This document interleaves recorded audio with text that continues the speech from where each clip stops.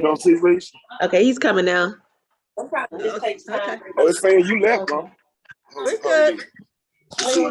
Hey, Reese. Hey, who just said hey? Hey, how you doing? Good. Hello, I hear Aunt Joan somewhere. There she is. Hello, Risha. Hello. Risha is your daughter? Yeah, Risha. Risha's Carolyn. There's Mary. And Mary. Let's see. And Anthony is my brother. And then also Leroy Brown Jr. is my brother, and Joyce is my sister. Oh, that's Anthony. Yes. Oh, Anthony's wow. That's Mr. Reverend Anthony Brown. All right, Reverend. That's what I'm talking about. Hey, Mary. Uh-oh. Here come the Hello. And Mary's our other daughter. I don't Our see son had a conflict. Picture. Oh, okay. I don't see her picture, but Risha is gorgeous. I saw Mary a few minutes ago. I thought, there she is. Yeah, Mary. Tiffany's coming in. Oh, hey, Jesse. Jesse. Hey. Where's Aunt Jessie? It says Edna, but it's Jesse. Hey, Hi, Jesse. Hey, it says Jesse. Edna, but that's me. Are you sure? With the glasses. Hello, everybody. There she is. Look at her. How cute she is. I know. You look Watch so your good. Courtney. Background. Hey, everybody. I know. And Rosalind has been telling me about look at my. now with Hi, me. Risha. Hi, everybody. Yeah, there's Joyce. And I have on my. So good. Yeah. I saw Shaniqua a few minutes ago. Shaniqua's Now I coming don't in. see her. She's Hi, coming. Johnny. There's Shaniqua. Hi. Hey, Mary. Where is Risha? Hey. Tony. Hi, everybody. Hello. Hey, Desmond. Look. That's the other half. Okay. Got the wife. Mary, where are Kyle and Abigail? Ooh, Courtney, you got something to corral, my darling. Oh, I know. I'm giving it to 5:05 and we'll get going. Okay. All right. Jasmine, show Amanda. hi. Hello, Jasmine. Carolyn, this is Kathy. You say hi. Hi. Who's wave so I know where to look. My directions are very bad, so you have to wave. I think she's. I can't care for me and mother. Oh, Mary's mic isn't working at the moment. Oh, that's Mary. Okay, gorgeous. There's Mary. Gorgeous. Hello. Hello. Hello. Hey, Everybody Amanda. doing all right? Hello. Hello. Hello. Hey, man. This is Kathy. And look at you, girl. You look good. I was Rosalind running. So hang on in there. Oh, Kay. That's the man. Where are you? I hear your voice. I so good to see you guys. I hear your voice. Where are you? I don't see you. I hear yours, Kathy. Yes, ma'am. Oh, look, there's I'm still Carly. here. Hey, Carly Boo. Hey, Uncle Patrick. Yeah. Carly. Yeah, I heard Did y'all hear say Carly? Yeah. And Mary Mims. And Uncle Patrick is on. Oh, Mary. Hi, Mary. Oh, with the one that says Carly, is that Patrick? Hi, Jessie. Hi. That looks so good. Hi, Mary. See my own folks. Dr. Johnny. Hi, Johnny. Hi, Mr. Johnny. Hello. Hello. Hey, Patrick. Rosalind, thank you for everything, Rosalind. Oh no, thank you. You're the one did all this, Jones. So we should be thanking you. But you helped me. Thank you. Yeah. I couldn't do it without you, darling. Awesome. This is some of my family that I don't even know. So honestly, I feel very special to even be a part of yes, it. I So, thank yeah. everybody for being on. Okay, well, the clock is showing 5:07, so we're Oh, gonna Brandon, Joanne that's, just been Kathy, here. is that you? Okay. It says Brandon, Kathy May. That's Kathy May, right? Where it says Brandon? Yeah. Okay. Yeah, right there. Okay. and we're gonna go ahead and get started. We'll have to have a meet and greet at the end of it, but we'll get back to that later. Okay. Jamie, Yes, ma'am. Yes. So Mathis, I'm gonna have to ask you to mute your screen, please. Oh, look at the little girl. Isn't that darling? and Jason. Jason. Hey, Jason. Hey, Jason. Amanda. Wow. Everybody. So we just want to say welcome to everyone and thank you for And this getting is Joanne. on. So just because we're all on Zoom, it's a lot of people. If you could just take a minute to go ahead and mute your screen. If you're on a desktop, it's going to be on the bottom left. If you're on a phone, it is also going to be on the bottom left. So if everyone could go ahead and just mute themselves. Mute right here. Bottom left, she said, whatever. Whatever. Or Uncle Johnny, you're the moderator, I think, on here. I think you can mute everyone, can't you? Yeah, talk on the end. I cut them off. So okay. Do I need to do anything? So, And no, that's Joanne. Yes. I'm so glad you're on.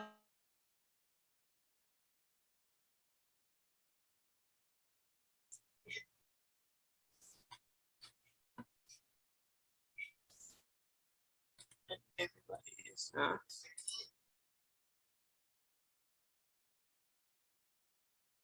Okay, Courtney, you can unmute yourself.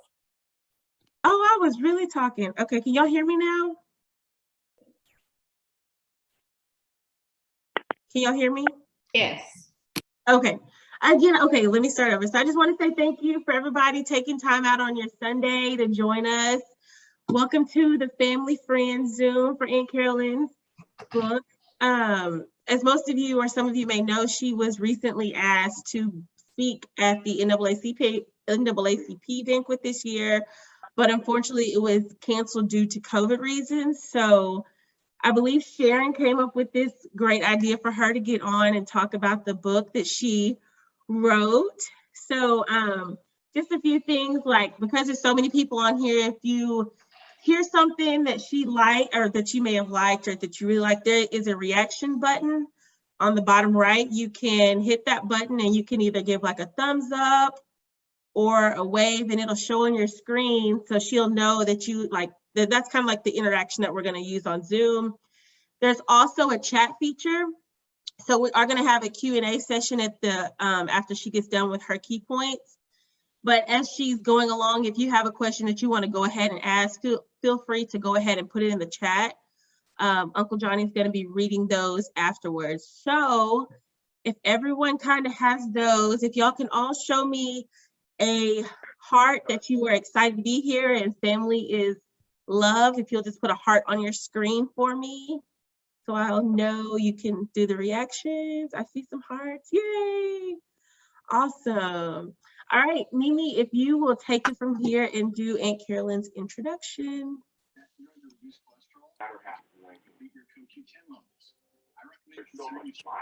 Along with your statin medication. The brand I trust. I see Loretta back there too. Mimi, you have to unmute. I see Loretta too. Oh, we're firing with the chewy pack. What do we want to live? Hey, Johnny, you might want to unmute Joan. Okay. Salmon pate. Love that for me. I don't know Do you him. hear me now? There we go. Do you hear me? I'm being heard. Okay. Okay. I am delighted to introduce someone that I have known for many, many years. I'm 82. She's 7 years younger, so that means she must be about 75. I remember when she was born. It made me feel like I was an adult because I changed diapers, I fed her, and I remember on days that we were supposed to be doing our chores, Carolyn would be over behind the bed reading a book, and so now I see how the reading paid off. She has gone from being the valedictorian of a high school senior class to graduating from Paris Junior College because our daddy told us we had to graduate before he would help us go any further. And then she went on to North Texas, graduated, and has taught and married, had a wonderful family. I'm just so thankful for her. And now she is an author of a book. And I am so excited. And yet she still has a humble characteristic. And I'm thankful. And we're just proud for her. And we can't wait to hear what she has to say about the book today. Thank you for asking me to introduce her. Carolyn Reese Brown, married to a wonderful, I don't even call him my brother-in-law, it's my brother Johnny. And I love his family, and I can't help but mention his wonderful mom that I will never forget. She was just a sweet, genuinely sweet lady and meant much to me. And thank you so much, and we're looking forward to this next hour. God bless each of you. All right. Thanks, Joanne. Hey, when somebody's introducing me like that, it's kind of like, who's she talking about? But at any rate, this is so awesome. And I guess it was Sharon's original idea. And she and Courtney and Johnny, they've pulled it off. So, and wow, I wish I could just say something to everybody. But, you know, I know y'all don't want to be here all night, so I'm going to be mindful of that. But, you know, I have to say thanks, you know, of course, to Sharon, to Courtney, now Joanne for the introduction, to Johnny and all my family, my immediate family, Risha, Desmond, saw Abigail's head pop up in there somewhere. That's our newest addition and our pride and joy. Mary, Kyle, Berlin couldn't be here, so he sends his regrets. There's Frederick and yeah, also.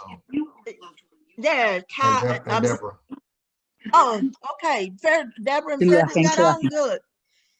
And because I didn't know if they'd make it back. So y'all made it back safely. Wonderful. But all of you are so dear to me in so many ways. My God, this is so awesome.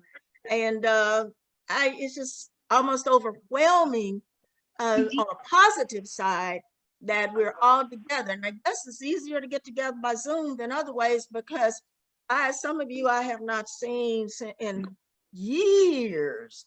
But all of you are connected in so many ways. And of course, I have to say a special thanks to June for being here. Met her at North Texas. We were roommates and have remained friends over the years.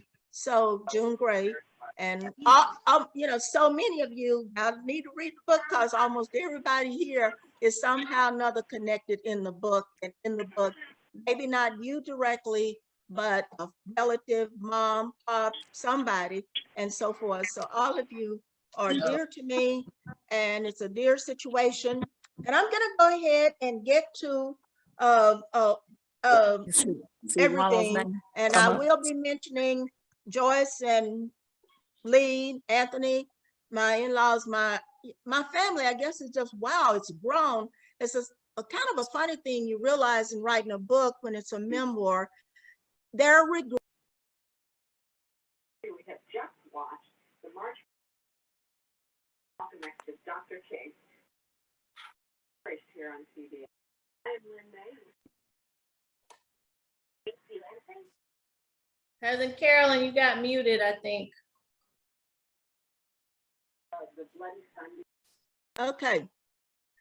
All right. But first of all, I'm a visual learner, which means I have to see things. So my presentation is also going to be largely visual.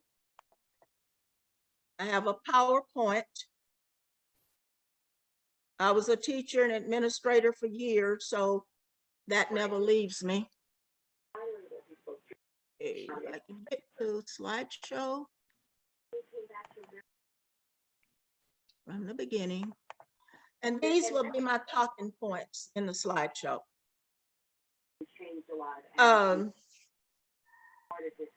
First of all, I want to look at the cover design. It has meaning, and my daughter Risha told me to be sure to mention that the reason that we're with the cotton in the background because cotton was such an integral part of who we were growing up. And of course, I tried to dress the part. Michael told me, why you look like that in the cotton field, like you have in the cotton field? I said, it's because I was out in the cotton field at some points in our lives and so forth. But that was the whole point of that. And in terms of recognition on Facebook, on Amazon and so forth, I'm getting feedback that it is a catchy design. And I have to thank Risha for that. I had some of the original ideas, but everything on there is original. Many books people pull from internet. Risha, I gave her the pictures and I said, work with them. And everything there, all of the drawings, all the background, everything is either from Risha or Mary. Mary's the artist, Mary and Kyle are artists in the family, and so forth. But I have to thank Johnny. Johnny was the reader and gave me so many ideas. When I was going way off track, he pulled me back.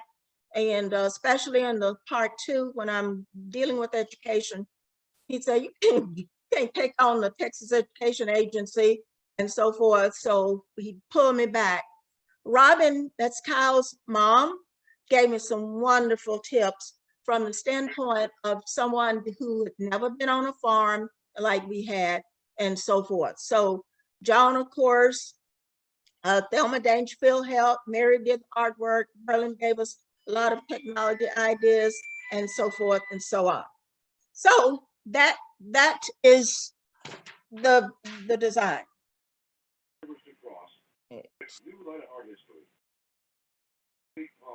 Now I'll talk about the land and its people. The book is a memoir, which means I have to look that up because we say memoir all the time, but it actually is a part of your life or specific references. So, and I took the part from the time that we became landowners. It is significant because we moved from being sharecroppers and tenant farmers to landowners. And that is significant with Papa Matt and so on. But I have to, part of the reason for writing the book was appreciation to Berlin and Catherine Reese, our parents, who were dedicated to us, dedicated to working that land and so forth. It explains the joys and challenges of the journey from farm girl, that's where I started. I didn't go all the way back to baby, but from farm girl to urban educator. And that's the memoir. The story outline, everything in it has a design. Some people write and they just sit down and write, but I thought through everything. The beginning, landowners versus being what? As I said, tenant farmers. The family is definitely included, and not just the core family, the 7 of us, but many, as you can see, those of you who are here today, you're part of that story as well. And then to education, which it's hard to think your back life is so important, but I've actually been an educator much longer than I was a child growing up on the farm. And then of course, returning to the land, and that's a significant piece as well. Structure and style, there's, as I said, there's a structure. It's a nonfiction narrative. It's a story, but it's a true story.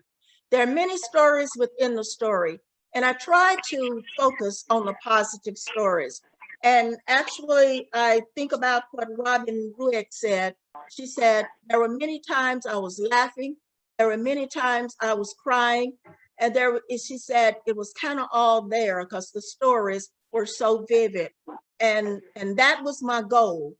It was to make them vivid so that you understood me, you understood our family and what we experienced growing up on a farm in Paris, Texas, during, and this is significant, during the mid-1900s, the mid-20th century.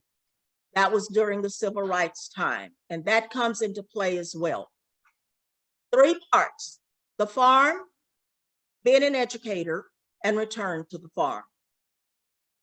Each part is structured with a poem, 3 poems, and the poems set the tone and the stage for those sections. Transitions. Every chapter introduces the next chapter. And let me see if I can quickly get an example. The end of chapter 4, I believe 3, says, nevertheless, we spent a lot of time working together as a family because it took all of us to keep the farm running smoothly. Cotton was a demanding crop. That is the last sentence of chapter 3. The title of chapter 4 is Farming When Cotton Was King. So chapter 4 is all about cotton because that's what was referenced in that last sentence in chapter 3.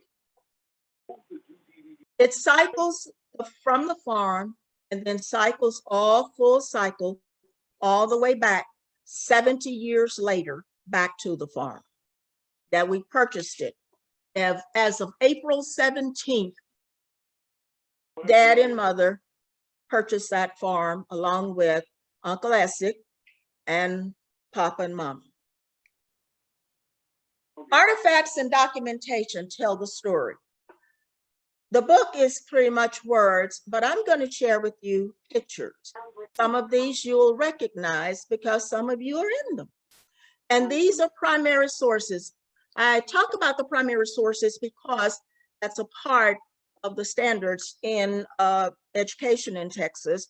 And I will make this presentation in some of the schools. This first one, I had to do some digging to find it and had some help, but this is the deed, the original deed that Dad and Mother signed when they bought the land, signed April 17th, 1952. I was 5 years old. This is the land. This is the house. And as you can see, it's the long shoot house, but now when you see it, it's turned the exact opposite way. And that took some, construction that I don't understand at all. But there's Dad, Daddy, Michael, myself. And if you notice, I got my big old hat on, trying to keep that sun from burning and, doing whatever it does out there. This is our garden. Mother had an acre garden that we grew all of our food, for the most part, all our vegetables, fruit, and even the farm provided the meat and everything that we consumed. This document is Mama Ari's marriage license. And it's just when you touch these things, original documents, just touching them, just brings back so many memories. And one of the things you'll have to notice or see now, the voting rights, spelling names and all that, very significant. This one document has grandmother's name spelled 3 different ways. I don't know which is correct, and I didn't try to figure it out, but I really believe her actual name was A-R-R-A, which I think is so beautiful, Ara Gentry. And we all, I guess over the years, it changed to R-A-R-R-I-E, A-R-R-Y, and so forth. But as you can see, it is an original document. Now, talking about history and civil rights, one of the things that was very important in Texas is a poll tax. And Mother and Daddy, it was like a ritual. Spring of the year, every year, they went and paid poll taxes because that was required. And it's just part of it, $1.50, $1.75, and that was all written into documents and propositions in Texas until the civil rights movement took place and took it out.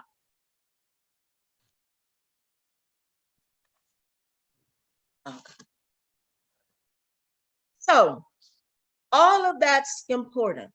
And now with the voting rights issues all being restricted, attacked, may I say, these bring back memories. Matter of fact, a friend posted her parents a poll tax on Facebook just a month or so ago. This one I couldn't find our original.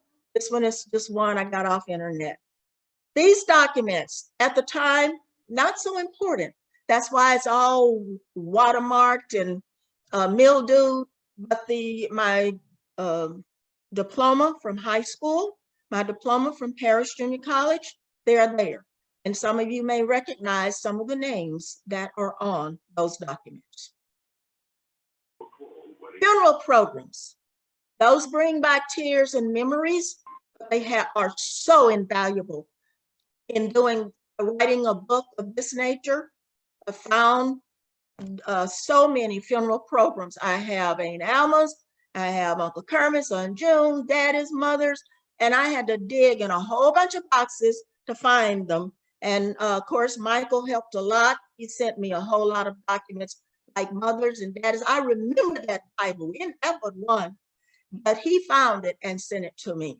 So it was all those things that went into determining who we were and so forth, and fact checking, a lot of fact checking.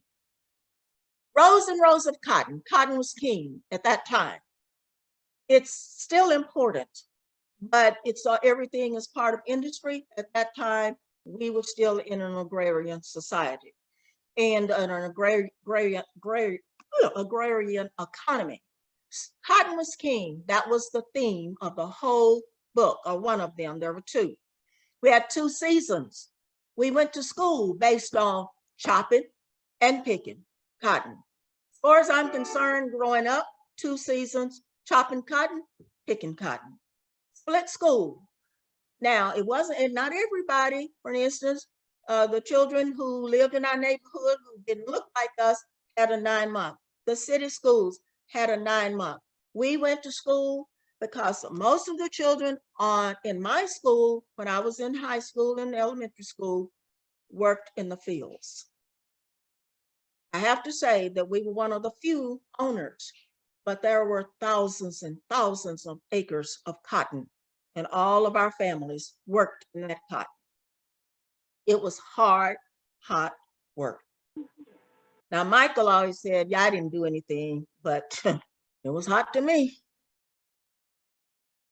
It was the dream of our parents. This story really is their story. And this is, not only did my parents work in the fields, plowing and chopping and picking and doing everything else with the farm. We even had cattle, the whole bit, cow, pigs, the whole 9 yards. We were farmers. They also drove the bus. Dad worked at the golf club for many years, and Mother worked at the school driving the bus and so forth. They were hard workers. This is our family. And everybody knows pretty much that Billy has passed on a few years ago, but this is the family. Frederick on my side is blocked out, but there we were. And Billy took the picture, so we had to add him. Daddy was Sunday. This is Easter Sunday. I'll never forget that. Car broke down. 1951 Chevrolet broke down, etc. But we all were able to get to church, back home, eat dinner, take pictures, etc., etc. The clothing, and most of my clothing that I always wore, Mother made. But once she has on a dress that's store-bought, but she made all her clothes too, her clothes as well. I think Joanne had more store-bought ones than I did. Extended family, so important. There's Mama Irie, grandmother, Mama and Papa, and this was their 50th anniversary. Sister Maggie put that event together, and it was really a nice affair. And that's when Mama and Papa's picture was taken. June and Kermit. June, my roommate, remembers them well.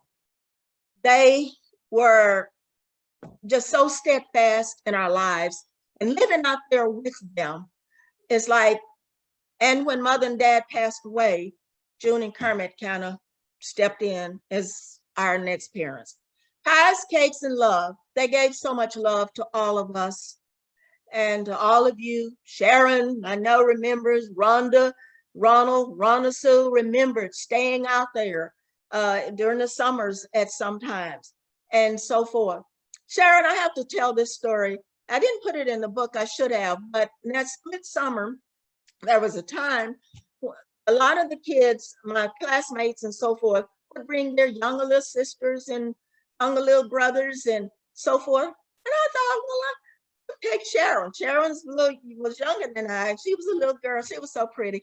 And I said, well, shoot, I'm going to take Sharon and show her. My mother said, don't do that. Please don't do that. I don't know if you know that. But mother did not want me to do that. But I did it anyway. And that just turned out to be such a disaster. I felt so sorry for you. I apologize because it was so hot. We had no air conditioning. We had no lunch or anything during those summer weeks. And I had poor little Sharon. You were probably what, 6, 7 at the time. And I felt so bad about that. So I do apologize. But I have to tell my little story. June and Kermit, they were there and y'all know they could cook. So now I'm going to pause a minute. Papa's rules. Papa had a lot of rules. So one of his rules, let me just read that section if y'all don't mind.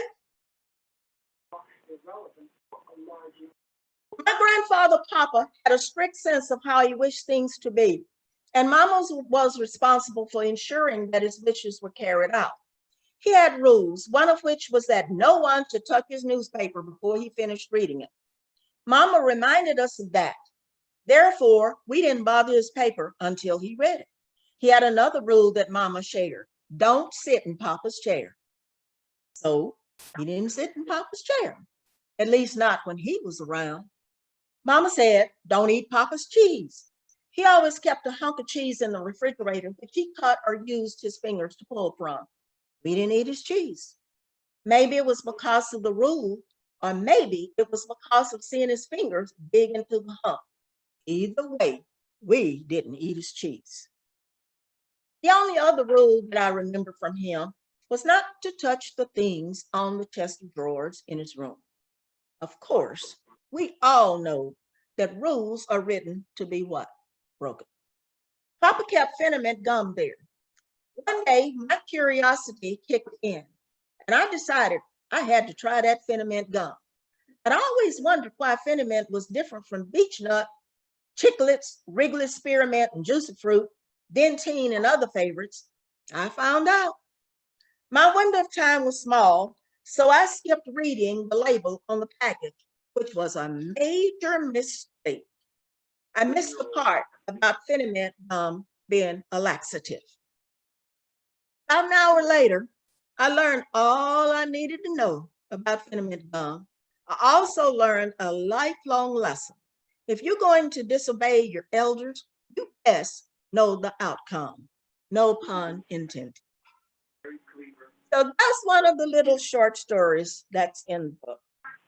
And Papa, those of you who knew him, knew he was strict and so forth, but he was loving. He always shared, but there were certain things you do and don't do with Papa Matt.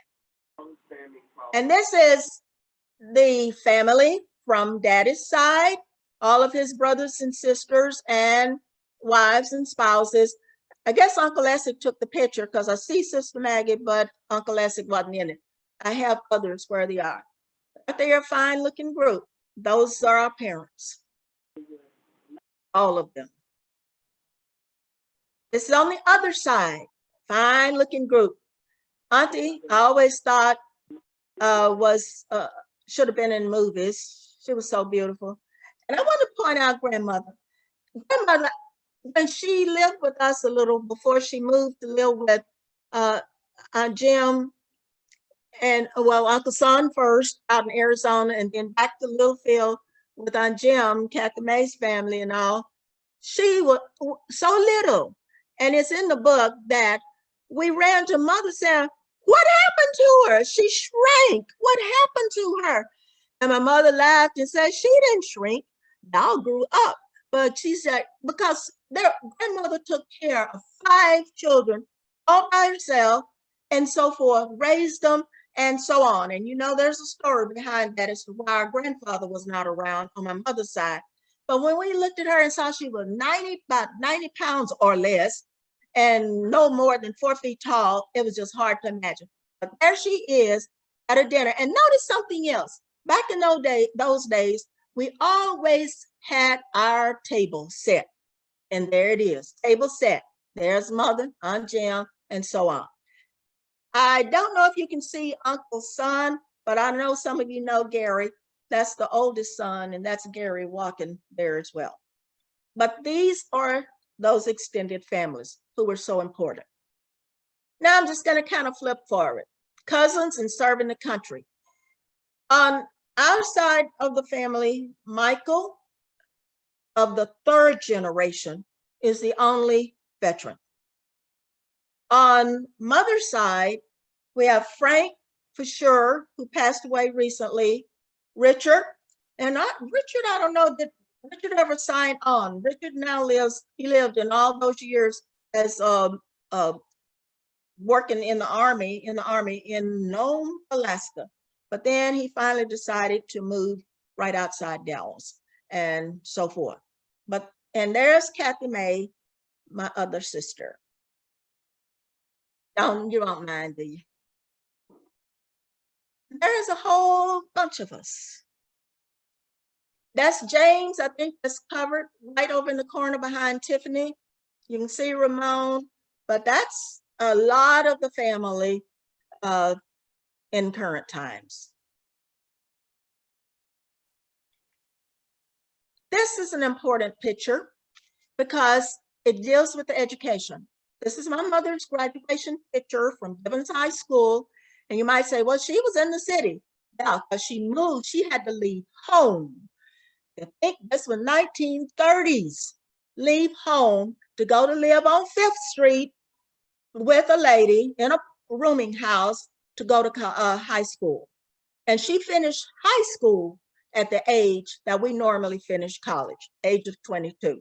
But she said she was determined to finish, and she did. She wanted to go on to college, but it was just not in the cards. So this is her picture. And there are people in there, I don't know if Jane is on, but Geneva Hill, Aunt Pearlie, Cousin Pearlie, McDonald's in there. And I don't know, I'll remember all the others, but I know those were, close family members throughout our lives. And I know y'all recognize this one. Sharon, I guess you took the picture because there's some of us still with the education.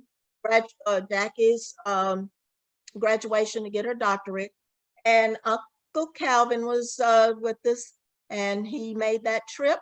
Probably might have been his last trip, but anyway, he was so proud of Jackie and us. We were there together. We had didn't we have a wonderful time? It was so nice.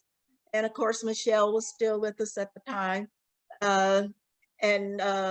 You see Uncle Calvin with his USC cap.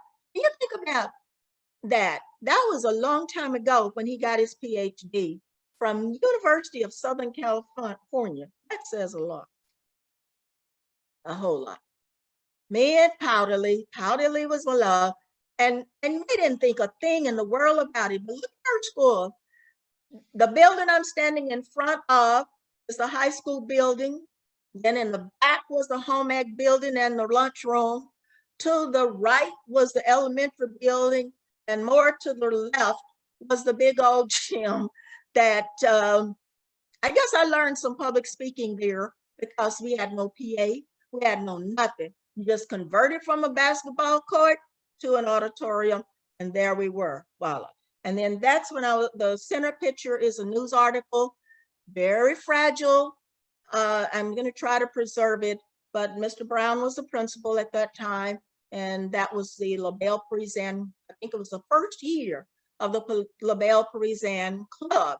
And after the ball, we also had a ceremony where I received a scholarship.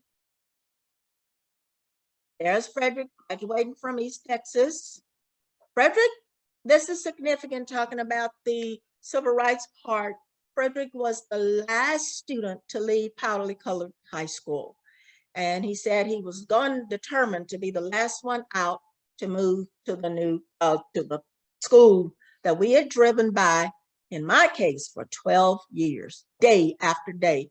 Drive by the brick school, go to our school. But we loved our school. We loved our teachers. We loved each other. We went to church together. We went to school together. And it was just all wonderful. So, you know, we knew that we were missing nice bathroom. We knew we were missing running water. We knew all that. But hey, life is life. And then urban education. I just go through this and then we'll talk. Since Johnny and I married and he became superintendent, we've lived in 4 states and our children have lived in 4 states and so on. And so a lot of education with that. This was when I was in Atlanta. This was my last principalship. That was my office, brand new school. I opened it, which was a challenge, but it was nice. As my little family, Abigail included. So everybody's there. This was recent. This was our, okay, help me out here. This was Thanksgiving or Christmas, one of those. At which one? Thanksgiving. And this was Anthony's church that we converted to have our gathering. That's Miss Abigail. She knows what to do with that basketball. I guess she gets it from her grandfather. And this was generation connecting Dad with Mary and Berlin on one of our visits back to Paris. This is 4 generations here, centered around a celebration that Joanne, one of her many honors, and all of her kids and our kids. And of course, the other situation is when we were all gathering as Judy was transitioning. One of our sad spots, very sad spot. But we were pretty much all there. Frederick and his family, Jerry, his girls, Courtney, Cynthia, Jasmine, and we were there, Johnny and I and the 2 girls, Joanne and so on. So we were pretty much all there, Jesse. And you know, Jesse stays with us, even though Billy's not there. And of course, Patrick staying with us.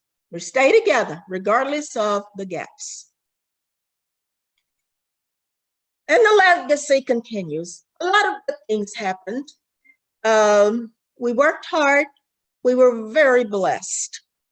And that continues. There's a park named after Joanne.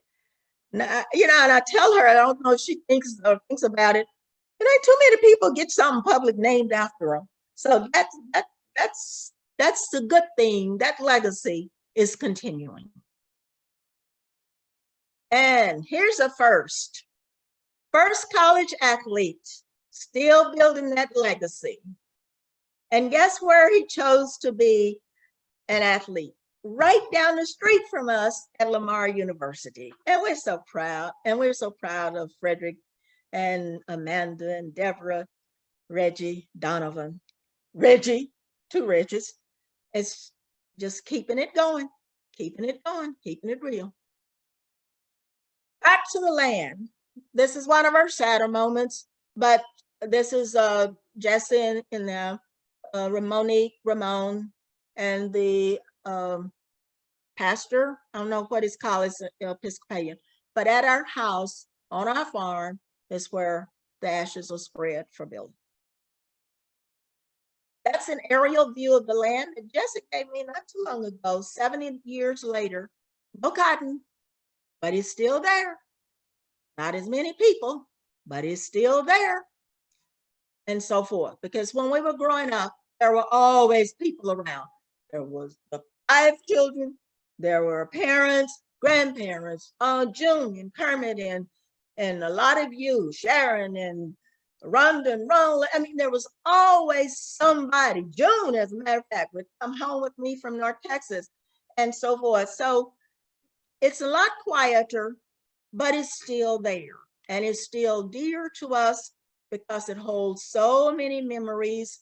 And I have to appreciate Frederick and Michael and Deborah for they keep that land up, and Jane. It's just amazing of what they do with the land still. That's it. And that's my little baby picture back over in there. But that's the house as it is now. And you can see it's turned. It actually isn't turned, but it just looks that way. So that's where we are now. And putting this together, something I told Courtney this morning was a chore of love. It was one of the silver linings, if you can find one, of COVID, because I probably would not have done it without COVID. You know, once we were all shut down, when Johnny finished the book, and I thought, well, I can do that too. So every morning I got up for almost really more than a half year, and the whole process took a year. And day by day, I'd been writing on it for years, but getting nowhere. But once the pandemic hit, I settled down and pulled the project off. And I thank you so much for sharing with me what this has been. And I am so glad of one thing. I don't know if Karen or Vicki has signed on, but as I read the book now and look back at the book, I would have done a few, I think the basic core would have stayed the same, but there are so many things I would have put in or worded differently or what. But I had a motivation. That motivation was Uncle Calvin. All of on each side, both mother and daddy, I know there's some outreach persons involved, but that whole generation was gone except for Uncle Calvin. And I was determined to get that book in his hand. So that was my push to get it done. And I did. And that is the part I think that is so wonderful for me, to hear him say, I read your book, it's good, and add, of course, his favorite word, absolutely. And with that, I'll stop.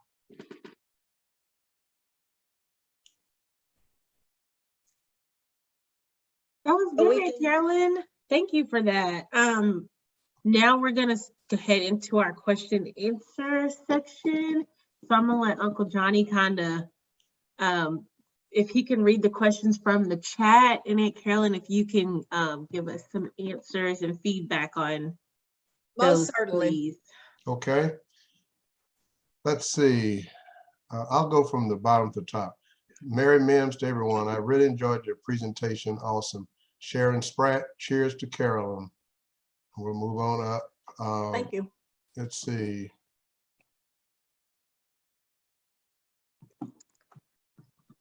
Trying to scroll up. Oh yeah. How did you feel? This is from Risha. How did you feel taking a blast to the past historically and through personal experiences? What did you learn throughout your journey? Okay, great question. The blast from the past, yeah, it brought back so many memories of people that I hadn't thought about as much. You know, you always think about your family, but friends, relatives, how we impacted each other. And of course, coming up during the civil rights era, you thought about some of the challenges, like what you hear now, you know, of people talking to their sons and even daughters now, be sure that you don't mess up, don't drive recklessly, etc. Same ones, they've been repeated. So that was a thought of how we interacted. We lived it, but it didn't dominate us. That our school was different. Being around people, like thinking about Aunt June, Uncle Kermit, Uncle Calvin, and so forth. And obviously I couldn't put everything in the book, but all of that was just such a joyful kind of experience. And it was very cathartic, I guess I might say, use that word, to think about things that I hadn't thought about for many, many years, and to compare even you're my children now with how things were when I was growing up. Make those comparisons and see the differences. And it was just a more joy all of the time. But there were, a lot of sad moments that were great moments. Sadness doesn't necessarily mean badness. Sadness can mean, hey, it just gives me, I'm just thinking about this and I can use that for continuing with all the things that we need to do now. And to, be appreciative of the past, my parents, my family, but it also makes me appreciate you and what you're doing as children. And I just have to say, talking to Courtney this morning, I was so impressed. I mean, I'm always impressed with Risha Marion Burrows, I can tell you that. But listening to Courtney and how on top of it and how she was just asking questions and giving feedback, I'm going, God, these kids are really sharp. And I say kids, you're all grown now, but it was just a joy to experience all of that. All right, great. Courtney, the recent person that completed her master's degree, that Courtney. Oh, right? that's right. Yeah. That Courtney. All right. All right, let's see. Shaniqua Medlock, so wonderful. Jasmine Smith, very well done, well said. Sharon Spratt, this is an awesome book, so glad I read. June to everyone, wonderful presentation. Joyce, this is great. And Joyce, Shaniqua, beautiful. Sharon Spratt, you answered that though. How long did it take you to write from beginning to end? Courtney, all my college friends, this is great. Aunt Carolyn. Is Auntie on the front row in that picture? Sharon Spratt asked the question. On the one picture, Sharon, you may want to unmute and ask. Yeah. So Carolyn, when you showed the picture of your mother graduating on Catherine, where was she on the picture? Oh my goodness. She was on the front row. Yep. I think it was which one do you think? I think from the left. Yes, you're right. That's it. I knew that was her. I knew it. You're good.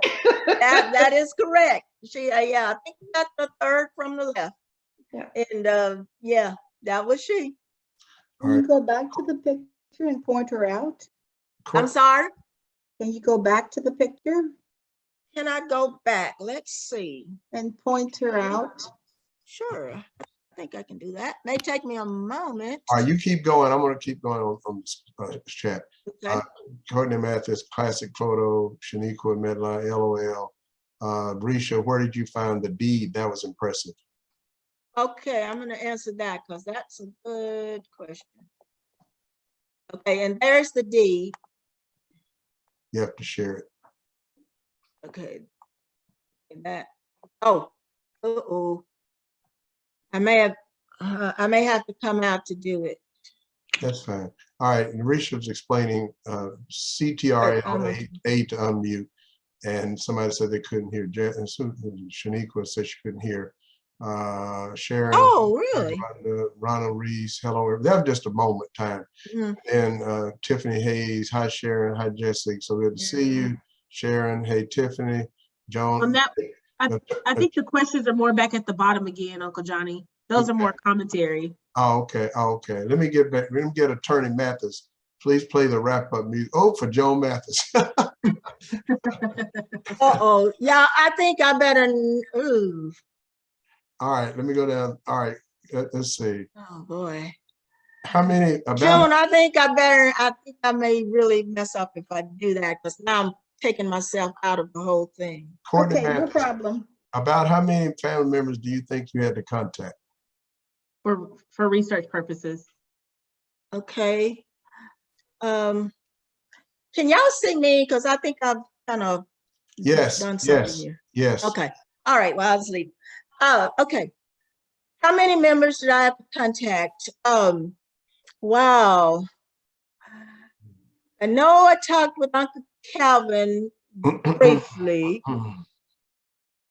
It was really mainly the people in my family because I just didn't want to bother other people at that much. So I would say my brothers and sisters for sure, that's 4. They helped a lot. Michael, matter of fact, dug in and found some documents that my mother had left. Frederick and Joanne, we had a few disagreements, you might say, during that process too. That's not the way to spell grandmother's name. And what else? Okay, and things like that. Kathy Mae out in Louisville from the West. I think that's about it. Oh, Thelma Dangerfield, because she worked for the Historical Society, and she helped research some of those dates of marriages and deaths and things like that. While you're thinking, I guess that's it. Shaniqua says, Jason wants to know how many generations does the book span? 5 by his count. Okay, all right. I was counting that up this morning. Actually, it's at least 6 or 7. Wow. Because, and I'm gonna go through that because I did that this morning. I went through that, but I forgot my notes. I just left them upstairs. But there, you start with Mama and Papa and Mama Irie, and my other grandfather was Arthur McEwen. That's 1 generation. Then all of our parents' generation, that's 2. Then there's us, all of us, and the next generation, which would be Jerry, Jason, Amanda, all of you, and so on. And the same is parallel on the McEwen side. So that's what, 4. And then, and I'm just going to take the one family, Jason, let's take Jerry's family. And then you have Jasmine, Courtney, that's 4 right there. Then their children, that's 5. Well, let's move over to New Orleans. And then that same generation has children as well. So, because Joanne has great grands. And if Richard is on mother's side, Richard told me the other day that he has great grandchildren. So those aren't in the book, but we're almost all the way down to, there's Reggie and all that group. So there are at least 5, maybe 6 generations in the book. Okay, Jasmine Smith, I've never seen your mother's side of the family. How many siblings did she have and where did they live?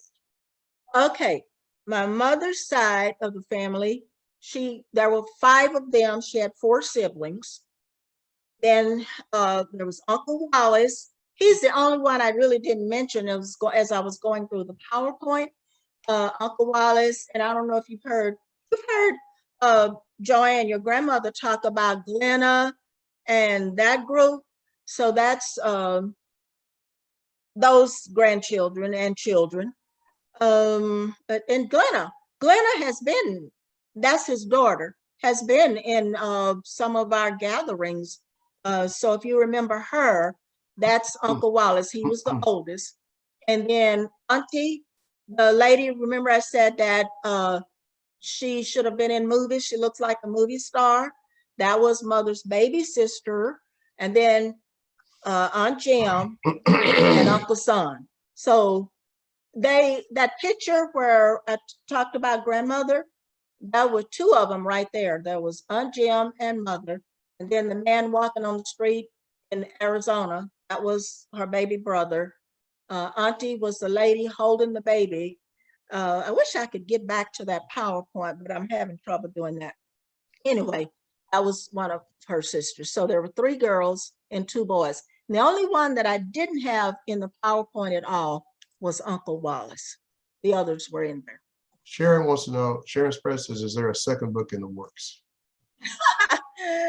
Well, I can say this. I have already written a children's book about Aunt June and Uncle Kermit. Of course, that's just a short little snippet, but it's already written. The problem with it is artistry and getting it all, the background pictures and so forth for it. But if I can, pull that off with the help of a lot of people, then I will try to publish that one if I can get that one actually, the illustrations. The written work is already done. There was a question I wanted, that we missed right early. That I wanted to This says Sharon's person who yes. Oh, wait a minute. Wait. Let me go back. Has anyone from Tiffany, has anyone researched the history of our family back to the book entitled Slave Girl, Reba? I believe that is the name of the book. And then Sharon says, yes, who has the book? And it goes, and yes, so do I. Tried to buy on Amazon, but 2 prices. Go ahead. Yeah. And yeah, so that one is, I read that one, and I actually tried to find some things in there that would be helpful in writing my book. But the problem was that Mama, I remember when the book was written, and Daddy and Mother had connected to some of our, Sharon, you may remember this too, had connected to some of our relatives in Kansas City that were a part of that book. And they came and wanted to include Papa and Mama and all of us, I guess, in that. But there were certain things in the background related to Papa that Mama didn't want published, and she didn't allow it.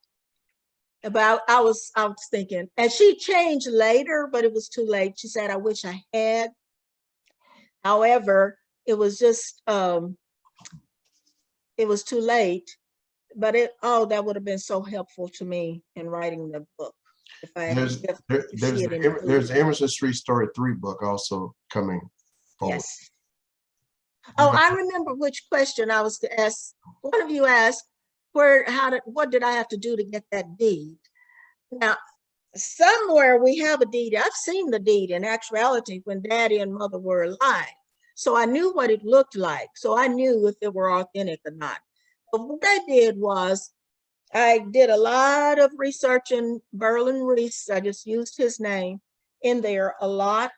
And finally, it came down to being connected to their companies that look for documents in Texas and all across the country. But I narrowed the scope to Texas, Lamar County. And once I put that into a search on internet and paid a few dollars, I won't tell you how many, it took about 10 minutes and they were able to find it and say, here it is. And as soon as I saw it, I copied it and made copies and so forth. But that's how I got that deed. But somewhere we need to do some searching in some closets or something, because we do have a copy as well. I guess a copy of the copy. I don't know how that works, but I know that's a copy of the original deed that I have.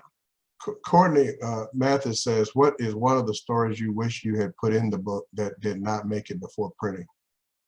Oh, wow. Can I think about that one a minute? This morning, there were a bunch on my mind, but right now, I think one that I would have put a little bit more time in, there were some things that happened at Powderly.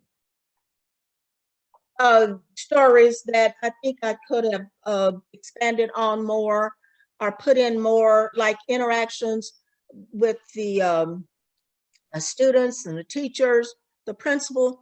But I think some of those would have been pretty enlightening. As far as home, I think I got most of the ones from home and family that were exemplified the family, because I couldn't put all of them, obviously, but I should have put more in about family. Oh, I know one that came to my mind. I mean, about school. One that I wish that I had put in, I had to do with a friend and how it was then. This would have shown how schools worked then and how people embraced each other and children. But one of my friends got into a bad accident on a basketball court. and had a bad injury and really never recovered from it. But how we worked with him and helped him, I think was one of the stories that I wish that I had put in as one of the stories. As I didn't put much about my schoolmates and so forth, but that's one that I wish that I had put in. That's one of them. That's beautiful, Aunt Carolyn. Does anybody have any more questions? It is now 6:07. So we're gonna try to wrap this up. If anybody has a question, just if you're on your desktop, you can hit the space bar real quick to unmute yourself to ask the question. One little thing, Courtney, that we're gonna have, you asked about a second book. I don't know why it didn't come to my mind, but John and I are putting together a book. We're writing together, and it's gonna be Emerson Stories 3, Emerson Street Story 3. And that's pretty much in the works. We just have a lot of refinement and so forth to do on that one. But we should have that one published before this year is over, I would think. Oh, wow. I forgot about that. Yeah, it'll include information about leadership tips, but also a big portion of it will be about literacy, how to teach, teaching children how to read and enjoy reading. Oh, that's good. Yeah, I forgot about that. Hey, I've done my part. No, I haven't. I got a lot to do. I have one last question before we kind of go to like if anybody has like any family announcements or like I know Tiffany is a real estate agent. If you want to kind of like let people know what you do, if y'all want to reach out and do like things like that. And also if you want to stay on and chat, you're more than welcome to. But my last question is, Aunt Carolyn, what did you learn about yourself in writing this memoir and going over all your memories, going down memory lane, should I say? Yeah. Oh, great question, Courtney. I think one of the things that I learned about myself that I didn't talk about as much is that I really had some sides of me, like the curious side. I hadn't really thought about that much, but I learned that it was the curiosity that led me to probably be some of what I am now. It certainly had a lot to do with reading and why I like to read, because we were limited. We were on a farm and we weren't rich or anything like that. We had a great life, but I didn't have a lot of books. So I was curious about every book and about things. If I didn't see what was happening, the curiosity, I realized that in writing the book would make me wonder. Like one time, talk about a story I could have put in. I didn't understand why you put bluing, and I don't know if y'all even know what bluing is, but it's like a blue product that you put in water to make clothes whiter and clearer and brighter. That made no sense to me. You put blue to make it lighter. So I had to do a little experiment with that. And I poured that bluing in some Listerine that my mother had, turned it blue. It still didn't answer my question. But of course, she wanted to know why her Listerine was blue and so forth. But I had to read to find that out. And I had to read to see what was going on in other countries. I had to read a lot and so on. But so I think learning that about myself, and that I had a really kind of a rebellious side too, when I had the nerve to buck up to my mother and say, this is stupid working out here in the field. I realized that I have a somewhat of a rebellious side as well, an expressive side when maybe at the wrong time. So, but I learned more about the importance of family. I think that would be the most important thing. Miss Courtney, really, go ahead. The importance of family, because you don't verbalize, mother, you're so important to me. I love you, mother. But in writing that book, I realized that, and my parents gave up everything to do for us. But it also made me value all of you more, to think of you as kids that I grew up with and family members that I grew up, how your parents impacted us. Because see, we were around all of your parents because of mama and papa. And same on my mother's side, because they would come to visit and we were always there underfoot. So it made me have the type of appreciation, I guess, for life itself that I don't think I had quite arrived at prior to writing. Ms. Courtney, can we take a picture? Risha is going to take a snapshot. Those who want your faces to be shown, Oh yeah. could you, open your video. If you don't want your picture to be shown, you can. I'm just joking, but there is a way to block your picture. But if you like the